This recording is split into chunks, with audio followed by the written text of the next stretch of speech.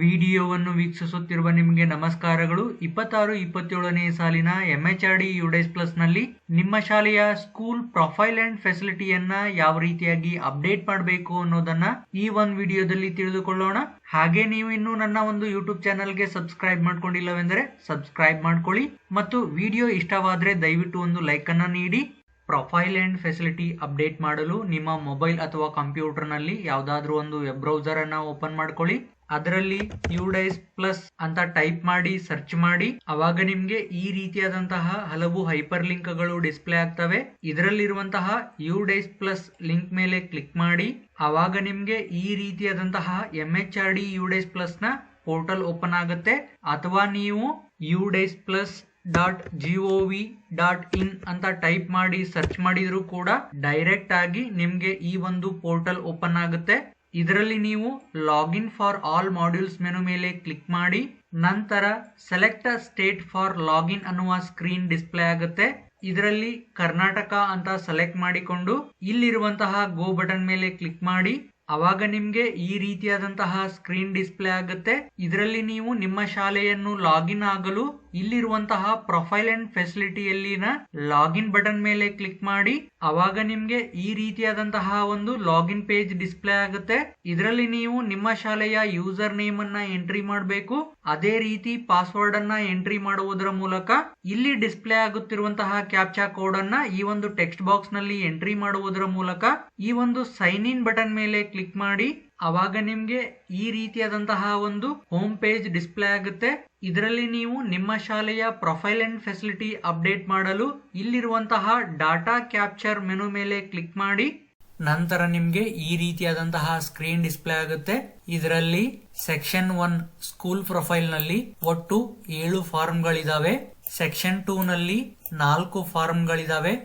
ಒಟ್ಟು 11 ಫಾರ್ಮ್ಗಳನ್ನ ನೀವು ಫಿಲ್ ಮಾಡಬೇಕಾಗತ್ತೆ.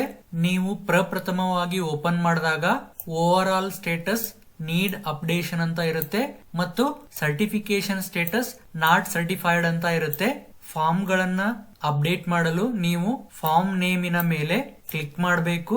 ಅವಾಗ ಇಂಡಿವಿಜುವಲ್ ಫಾರ್ಮ್ ಓಪನ್ ಆಗುತ್ತೆ ಮತ್ತು ಇಂಡಿವಿಜುವಲ್ ಫಾರ್ಮಿನ ಮುಂದಿರುವಂತಹ ಸ್ಟೇಟಸ್ ಕಾಲಮ್ ನಲ್ಲಿ ನಿಮ್ಗೆ ನಾಟ್ ಕಂಪ್ಲೀಟೆಡ್ ಅಂತ ಇರುತ್ತೆ. ನೀವು section 1A basic school profile form ಮೇಲೆ ಕ್ಲಿಕ್ ಮಾಡಿದಾಗ ನಿಮ್ಗೆ ಈ ರೀತಿಯಾಗಿ ಆ ಒಂದು ಫಾರ್ಮ್ ಓಪನ್ ಆಗುತ್ತೆ. ಈ ಫಾರ್ಮ್ ನಲ್ಲಿ ಶಾಲೆಯ location, management, medium of instructions ಈ ತರದ ಮಾಹಿತಿ ಆಲ್ರೆಡಿ ಫಿಲ್ಡ್ ಇರುತ್ತೆ. ಇದರಲ್ಲಿ ಏನಾದ್ರೂ ತಪ್ಪುಗಳಿದ್ರೆ ನೀವು ನಿಮ್ಮ ಬ್ಲಾಕ್ ಹಂತದ ಅಧಿಕಾರಿಗಳಿಗೆ ಮಾಹಿತಿಯನ್ನ ನೀಡುವುದರ ಮೂಲಕ ಅಪ್ಡೇಟ್ ಮಾಡಿಸ್ಕೊಳ್ಬಹುದು. ಬಟ್ ಈ ಒಂದು ಫಾರ್ಮ್ ನಲ್ಲಿ ನೀವು ಏನು ಅಪ್ಡೇಟ್ ಮಾಡಕ್ ಬರಲ್ಲ. ನಂತರ ಈ ಫಾರ್ಮ್ ನ ಕೆಳಗಡೆ ಬನ್ನಿ. ಇಲ್ಲಿ ನಿಮ್ಗೆ next and mark as complete 2 button ಇರುತ್ತೆ. ಈ ಫಾರ್ಮ್ ನಲ್ಲಿ ಡಿಸ್ಪ್ಲೇ ಆಗಿರುವ ಎಲ್ಲಾ ಮಾಹಿತಿ ಸರಿಯಾಗಿತ್ತು ಅಂತಂದ್ರೆ ಮಾರ್ಕ್ ಆಸ್ ಕಂಪ್ಲೀಟ್ ಬಟನ್ ಮೇಲೆ ಕ್ಲಿಕ್ ಮಾಡಿ. ಸಪೋಸ್ ಏನಾದ್ರೂ ತಪ್ಪುಗಳಿದ್ರೆ ನೀವು ಬ್ಲಾಕ್ ಹಂತದಲ್ಲಿ ಮಾಹಿತಿಯನ್ನ ಅಪ್ಡೇಟ್ ಮಾಡಿಕೊಂಡ ನಂತರ ಮಾರ್ಕ್ ಆಸ್ ಕಂಪ್ಲೀಟ್ ಬಟನ್ ಮೇಲೆ ಕ್ಲಿಕ್ ಮಾಡಿ. ಅವಾಗ ನಿಮ್ಗೆ school master status updated successfully for school ID ಅಂತಂದ್ಬಿಟ್ಟು ನಿಮ್ಗೆ ಈ ರೀತಿಯಾದಂತಹ ಸಕ್ಸಸ್ಫುಲ್ ಮೆಸೇಜ್ ಡಿಸ್ಪ್ಲೇ ಆಗುತ್ತೆ. ನಂತರ ನೀವು ನೆಕ್ಸ್ಟ್ ಬಟನ್ ಮೇಲೆ ಕ್ಲಿಕ್ ಮಾಡಿದ್ರೆ ನೀವು ನೆಕ್ಸ್ಟ್ ಫಾರ್ಮ್ಗೆ ಬರ್ತೀರಾ. ನಂತರ ಈ ಫಾರ್ಮ್ ನಲ್ಲಿರುವ ಎಲ್ಲ ಮಾಹಿತಿಯನ್ನ ಅಪ್ಡೇಟ್ ಮಾಡಿಕೊಂಡು ನೀವು ಸೇವ್ ಕೊಟ್ರೆ ಈ ಒಂದು ಡಾಟಾ ಸೇವ್ ಆಗಿ ಈ ರೀತಿಯಾಗಿ ಸಕ್ಸಸ್ಫುಲ್ ಮೆಸೇಜ್ ಬರುತ್ತೆ. ಸಪೋಸ್ ನೀವು ಸೇವ್ ಅಂಡ್ ನೆಕ್ಸ್ಟ್ ಕೊಟ್ರೆ ಈ ಒಂದು ಫಾರ್ಮ್ ಸೇವ್ ಆಗಿ ನೆಕ್ಸ್ಟ್ ಫಾರ್ಮ್ಗೆ ಬರ್ತೀರಾ. ಈ ರೀತಿಯಾಗಿ ನೀವು ಇಂಡಿವಿಜುವಲ್ 1 by 1 ಫಾರ್ಮ್ ಗಳನ್ನ ಫಿಲ್ ಮಾಡ್ತಾ ಸೇವ್ ಮಾಡ್ತಾ ಹೋಗಿ. ಈ ಎಲ್ಲ ಫಾರ್ಮ್ ಗಳನ್ನ ಸೇವ್ ಮಾಡಿದ ನಂತರ ಪ್ರತಿಯೊಂದು ಫಾರ್ಮಿನ ಮುಂದಿರುವಂತಹ ಸ್ಟೇಟಸ್ ಕಾಲಮ್ ನಲ್ಲಿ ನಿಮ್ಗೆ ಕಂಪ್ಲೀಟೆಡ್ ಅಂತ ಬರುತ್ತೆ. ಈ ರೀತಿಯಾಗಿ ಎಲ್ಲ ಫಾರ್ಮ್ ಗಳ ಮುಂದೆ ಕಂಪ್ಲೀಟೆಡ್ ಅಂತ ಬಂತು ಅಂದ್ರೆ ಇಲ್ಲಿ ಮೇಲ್ಗಡೆ ನಿಮ್ಗೆ ಓವರ್ ಆಲ್ ಸ್ಟೇಟಸ್ ಕಂಪ್ಲೀಟೆಡ್ ಅಂತ ಬರುತ್ತೆ. ಈ ಒಂದು ಓವರ್ ಆಲ್ ಸ್ಟೇಟಸ್ ಕಂಪ್ಲೀಟೆಡ್ ಅಂತ ಬಂತು ಅಂದ್ರೆ ಮಾತ್ರ ನೀವು ಪ್ರೊಫೈಲ್ ಅಂಡ್ ಫೆಸಿಲಿಟೀಸ್ ಅನ್ನ ಕಂಪ್ಲೀಟ್ ಮಾಡಿದ ಹಾಗೆ ಮತ್ತು ಸ್ಕೂಲ್ ಸರ್ಟಿಫಿಕೇಶನ್ ಮಾಡಲಿಕ್ಕೆ ಇನ್ನು ಆಕ್ಟಿವ್ ಆಗಿರುವುದಿಲ್ಲ. ಆಕ್ಟಿವ್ ಆದ ನಂತರ ನಿಮ್ಗೆ ಸರ್ಟಿಫಿಕೇಶನ್ ಮಾಡ್ಲಿಕ್ಕೆ ಬರುತ್ತೆ. ಹಾಗೆ ಈ ಫಾರ್ಮ್ ಗಳನ್ನ ನೀವು ಫಿಲ್ ಮಾಡುವ ಸಂದರ್ಭದಲ್ಲಿ ಪ್ರತಿ ಕ್ವಶನ್ ಅನ್ನ ಓದಿಕೊಂಡು ಮಾಹಿತಿಯನ್ನ ಫಿಲ್ ಮಾಡಿ. ಈ ಫಾರ್ಮ್ ಅನ್ನ ಓಪನ್ ಮಾಡ್ಕೊಂಡಾಗ ನಿಮ್ಗೆ ಆಲ್ರೆಡಿ ಅಲ್ಲಿ ಫಿಲ್ ಆಗಿರೋ ಡಾಟಾ ಇರುತ್ತೆ. ಯಾಕಂತಂದ್ರೆ ನೀವು ಪ್ರೀವಿಯಸ್ ಅಕಾಡೆಮಿಕ್ ಇಯರ್ ನಲ್ಲಿ ಈ ಒಂದು ಮಾಹಿತಿಯನ್ನ ಅಪ್ಡೇಟ್ ಮಾಡಿದೀರಾ. ಆ ಮಾಹಿತಿ ಅಲ್ಲಿ ಡಿಸ್ಪ್ಲೇ ಆಗ್ತಾ ಇರುತ್ತೆ. ನೀವಿವಾಗ ಪ್ರಸ್ತುತ ಅಕಾಡೆಮಿಕ್ ಇಯರಿನ ಮಾಹಿತಿಯನ್ನ ಅಪ್ಡೇಟ್ ಮಾಡ್ತಿರೋದ್ರಿಂದ ಪ್ರತಿ ಕ್ವಶನ್ ಅನ್ನ ಓಪನ್ ಮಾಡಿ ಪ್ರಸ್ತುತ ಅಕಾಡೆಮಿಕ್ ಇಯರ್ ನಲ್ಲಿ ನಿಮ್ಮ ಶಾಲೆಯ ಮಾಹಿತಿ ಏನಿದೆ ಅದನ್ನ ನೀವು ಕರೆಕ್ಷನ್ ಮಾಡಿ ಅಪ್ಡೇಟ್ ಮಾಡಬೇಕಾಗುತ್ತೆ. ಮತ್ತು ಈ ಫಾರ್ಮ್ ಗಳಲ್ಲಿ ಕಂಪಲ್ಸರಿಯಾಗಿ ನೀವು ಎಸ್ ಅನ್ಲೇಬೇಕಾಗಿರುವಂತಹ ಕ್ವಶನ್ಸ್ ಗಳಿರ್ತವೆ. ಹಾಗೆ ನೀವು ಎಂಟ್ರಿ ಮಾಡಬೇಕಾಗಿರುವಂತಹ ಕ್ವಶನ್ಸ್ ಗಳಿರ್ತವೆ. ಫಾರ್ ಎಕ್ಸಾಂಪಲ್, ನೀವು ಸ್ಕೂಲ್ ಅದರ್ ಡೀಟೇಲ್ಸ್ ಫಾರ್ಮ್ ಅನ್ನ ಓಪನ್ ಮಾಡ್ಕೊಂಡಾಗ ನಿಮ್ಗೆ is continuous and comprehensive evaluation ಅಂದ್ರೆ CCE being implemented in school ಅಂತ ಎಸ್ ಆರ್ ನೋ ಕ್ವಶನ್ ಇದೆ. ನೀವು ಈ ಕ್ವಶನ್ ಗೆ ಕಂಪಲ್ಸರಿಯಾಗಿ ಎಸ್ ಹಾಕ್ಲೇಬೇಕು. ಯಾಕಂತಂದ್ರೆ ಪ್ರತಿ ಶಾಲೆಯಲ್ಲೂ ಕೂಡ CCE ಇಂಪ್ಲಿಮೆಂಟ್ ಇರುತ್ತೆ. ಹಾಗಾಗಿ ನೀವಿಲ್ಲಿ ನೋ ಅನ್ಲಿಕ್ ಬರಲ್ಲ.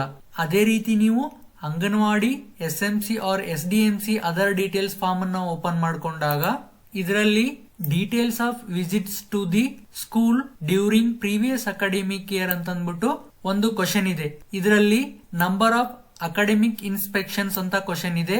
ನೀವಿಲ್ಲಿ 0 ಹಾಕಿರ್ತೀರಿ ಪ್ರೀವಿಯಸ್ ಅಕಾಡೆಮಿಕ್ ಇಯರ್. ಸೊ ಅದನ್ನೇ ನೀವು ಸೇವ್ ಮಾಡಿದ್ರೆ ಅದೇ ಡಾಟಾ ಸೇವ್ ಆಗ್ಬಿಡುತ್ತೆ.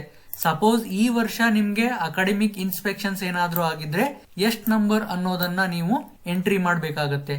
ಅದೇ ರೀತಿ ನೀವು section 1B school safety and other parameters form ಅನ್ನ ಓಪನ್ ಮಾಡ್ಕೊಂಡಾಗ whether fire extinguishers are installed ಅಂತ ಎಸ್ ಆರ್ ನೋ ಕ್ವಶನ್ ಇದೆ.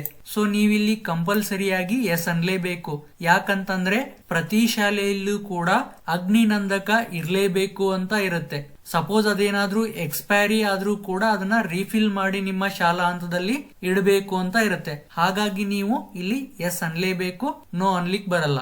ಅದೇ ರೀತಿ ನೀವು ಟಾಯ್ಲೆಟ್ ಫೆಸಿಲಿಟಿ ಫಾರ್ಮ್ ಅನ್ನ ಓಪನ್ ಮಾಡ್ಕೊಂಡಾಗ ಇದರಲ್ಲಿ ಲೈಬ್ರರಿ ನಿಮ್ಮ ಶಾಲೆಯಲ್ಲಿ ಇದೆ ಅಂತಂದ್ಬಿಟ್ಟು ನೀವು ಹಾಕ್ಲೇಬೇಕು. ಯಾಕಂತಂದ್ರೆ ಪ್ರತಿ ಶಾಲೆಯಲ್ಲೂ ಕೂಡ ಲೈಬ್ರರಿ ಇರುತ್ತೆ.